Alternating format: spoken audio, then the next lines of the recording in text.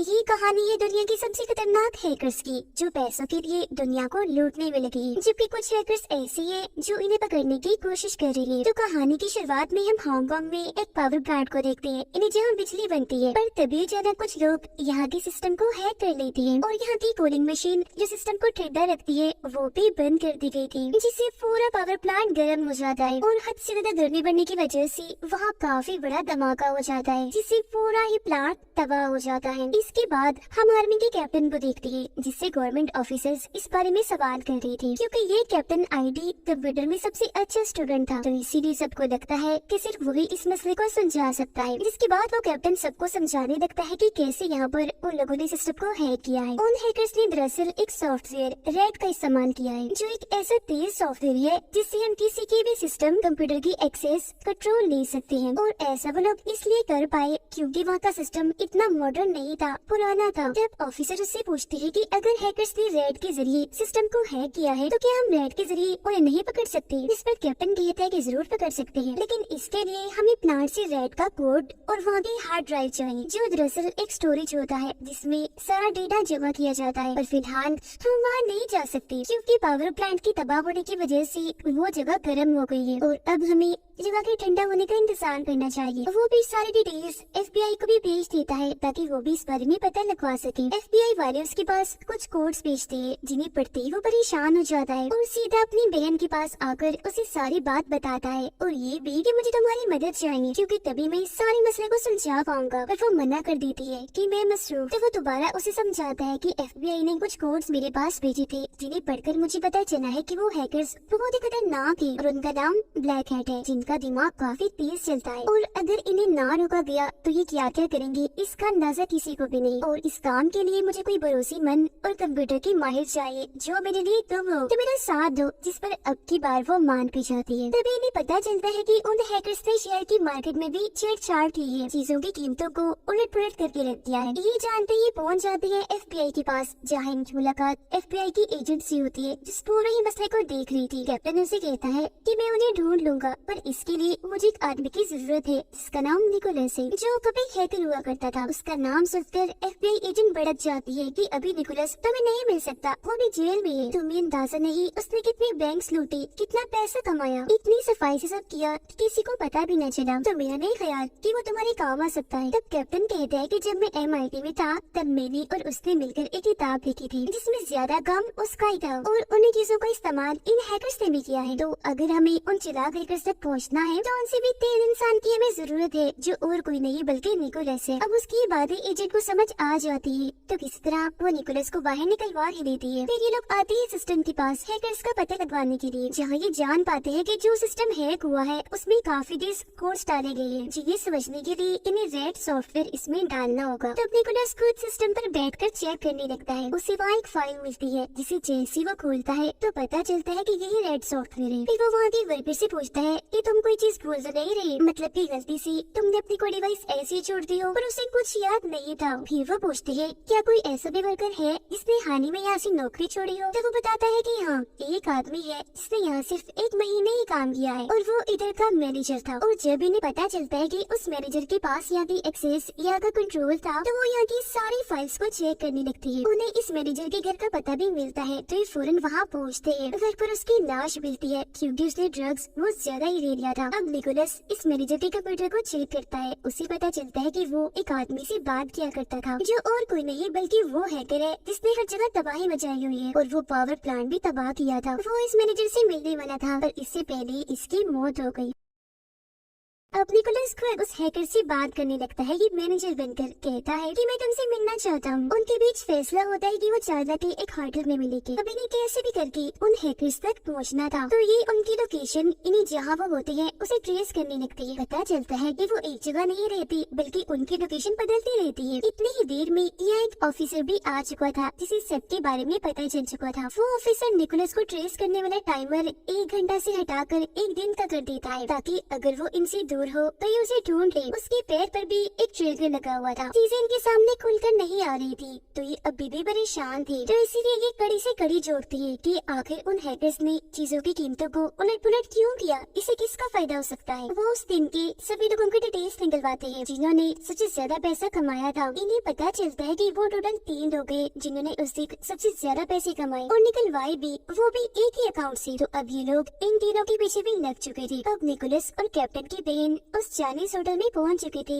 जहां इन्हें हैकर ने आने को कहा था। पर काफी देर तक भी जब कोई नहीं आता तो निकोलस अंदर जाता है चेक करने। वो वहाँ के सिस्टम को चेक करता है, जिससे पता चलता है कि इस सिस्टम के एक्सेस, इसका कंट्रोल किसी और के पास है जो इन्हें कब से देख रहा है कि वो यहाँ क्या करने आए हैं। तब निकोलस पता लगवाने लगता है कि ये कौन है और फिर उसे उस आदमी के कंप्यूटर का कोड पता चल जाता है। उससे ये बात करता है। वो आदमी निकोलस से पूछता है कि तुम कौन हो। तब निकोलस उसे अपना नाम कुछ और ही बताता है, जिस पर उस आदमी को गुस्सा आ गया था। कहता है कि वो जल्द तुम्हारी मौत होने वाली है। ये देखकर निकोलस फौरन सिस्टम बंद कर देता है और कैप्टन की बहन यानी अपने दोस्त को लेकर यहाँ से निकलने लगता है। पर कुछ लोग यहाँ इन्हें मारने के लिए आ गए थे जिनके बारे में निकोलस को भी पता चल चुका था, इसीलिए वो इन्हें चकमा देकर यहाँ से निकल ही जाते हैं। बस निकलने के बाद वो सबसे पहले कॉल कैप्टन को करता है, बताता है कि किसी ने उस मैनेजर को जानबूझकर मारा था। उसकी मौत ड्रग लेने की वजह से नहीं हुई थी, बल्कि किसी ने जानबूझकर उसे मारने के बाद उसके सिस्टम में कोड डाल दिया ताकि हम लोग उनसे बात कर सके और हमें रास्ते से हटाने के लिए वो यहाँ पहुँच जाए। जो सुनकर कैप्टन कहता है कि अब उन लोगों ने तुम्हारा चेहरा देख लिया है तो जरा संभाल कर सावधान रहना और अब हमें जल्द से जल्द उन तक पहुँचना है, क्योंकि लोकेशन का तो पता चल ही गया है हमें। मगर ये भी तो हो सकता है कि वो किसी और सॉफ्टवेयर का इस्तेमाल कर रहे हो जो लोकेशन गलत बताना हो। फिर एक बात और,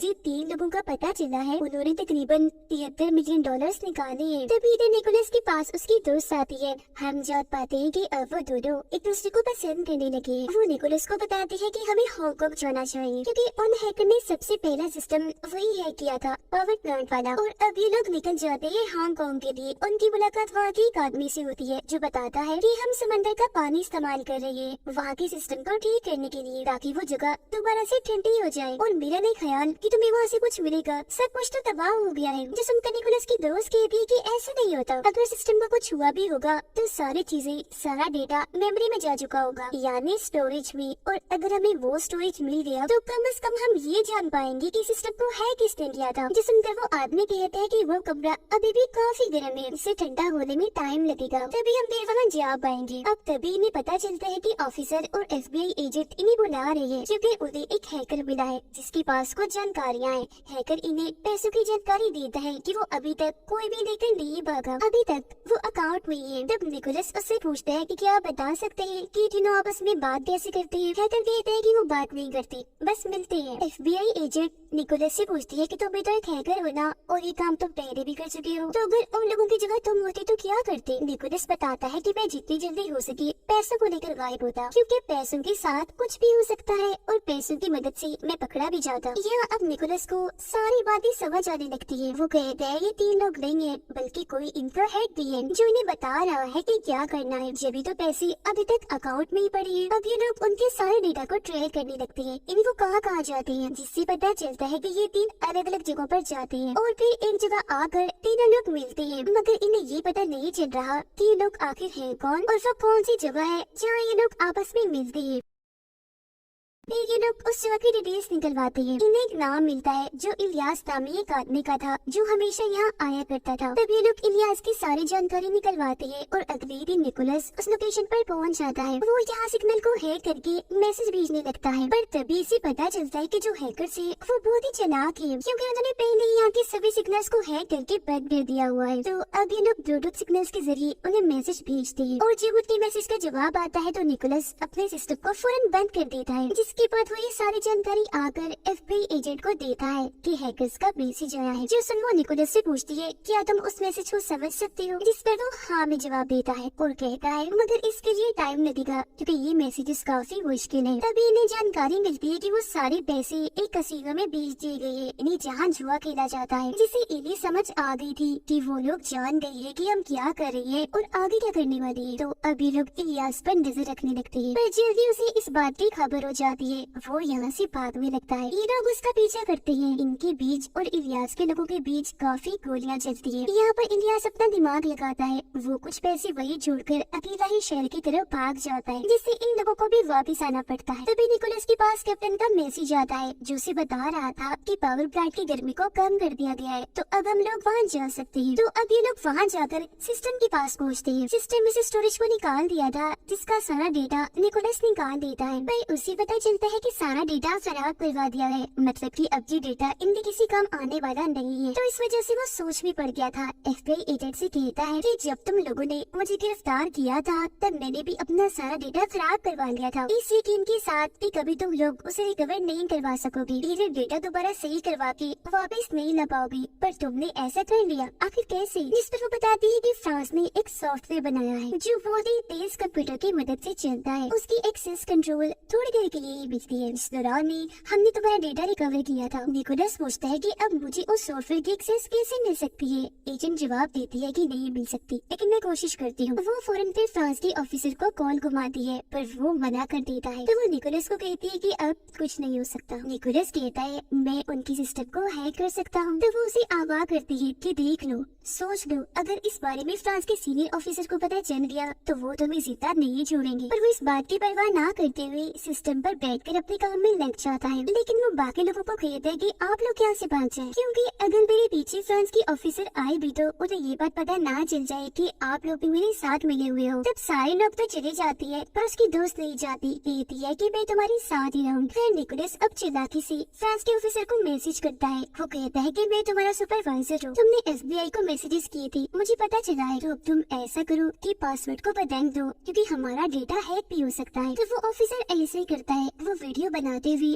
पासवर्ड बदल रहा था, जो सब कुछ निकोलस भी देख पा रहा था। उसे अब पता था कि वो नया पासवर्ड कौन सा डाल रहा है, जिसकी मदद से वो उनके सॉफ्टवेयर तक आखिरकार पहुंच चुका था, जिसकी मदद से वो पावर प्लांट का सारा डेटा जो खराब करवा दिया था उसे रिकवर करने में कामयाब हो ही जाता है। साथ ही उसे पता चलता है कि ये हैकर्स बहुत ही चालाक है। इन्होंने एक ऐसे सिस्टम का इस्तेमाल किया है जिसे हैक नहीं किया जा सकता। साथ ही पैसे निकलवाने के लिए भी सबसे महंगे प्रोसेस को इस्तेमाल किया, जिसके खूब पैसे उन्होंने भरे भी। यही वजह है कि वो पैसों को कसीदों में बेच पाए और इतनी सारी हैकिंग भी उन्होंने कर ली। जल्दी इस बारे में फ्रांस के सीनियर ऑफिसर को पता चल जाता है और वो हर जगह ये अफवाह फैला देते हैं कि निकोलस ने हमारी टेक्नोलॉजी यानी वो सॉफ्टवेयर चाइना को बेच दिया है, इसीलिए फौरन उसे गिरफ्तार कर लिया जाए। और जब इस बारे में कैप्टन को पता चलता है तो फौरन अपनी बहन को मैसेज करता है कि निकोलस को कहो कि जल्दी से वहाँ से भागो।